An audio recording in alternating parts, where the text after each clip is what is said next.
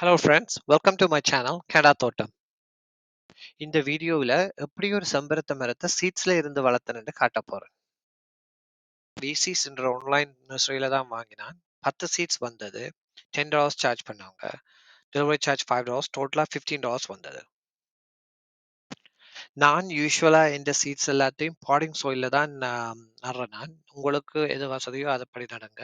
நான் எப்பவுமே சீட்ஸை 2 டிஃப்ரெண்ட் கண்டெய்னர்ல நடுறேன். நான் ஒன்றை வந்து டிஃப்ரெண்ட் இடத்துல வைப்பேன், இன்னொன்று ஒரு டிஃப்ரெண்ட் இடத்துல வைப்பேன். எது சக்ஸஸா வருதுன்னு பார்க்கறதுக்காண்டி ரெண்டையும் டிஃப்ரெண்ட் டிஃப்ரெண்ட் இடத்துல வச்சு பார்க்குறது.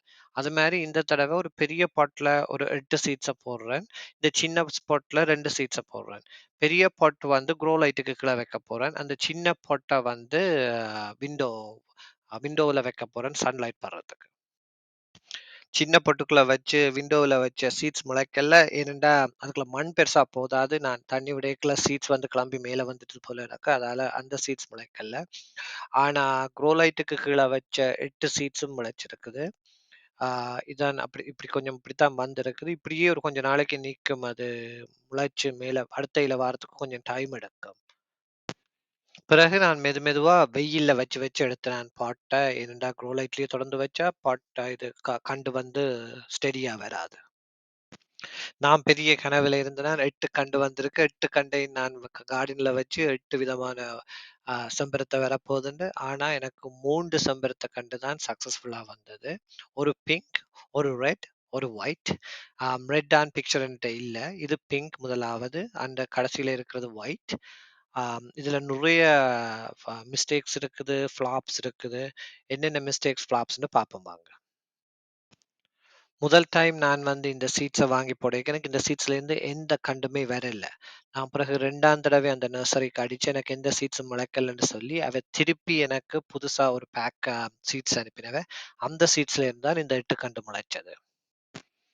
இந்த செம்பருத்த வந்து லேட் விண்டர்ல ஸ்டார்ட் பண்ணணும். ஏனென்றா இந்த செம்பருத்த வளர்ந்து வந்து பூக்குறதுக்கு ஒரு சீசன் போதாது.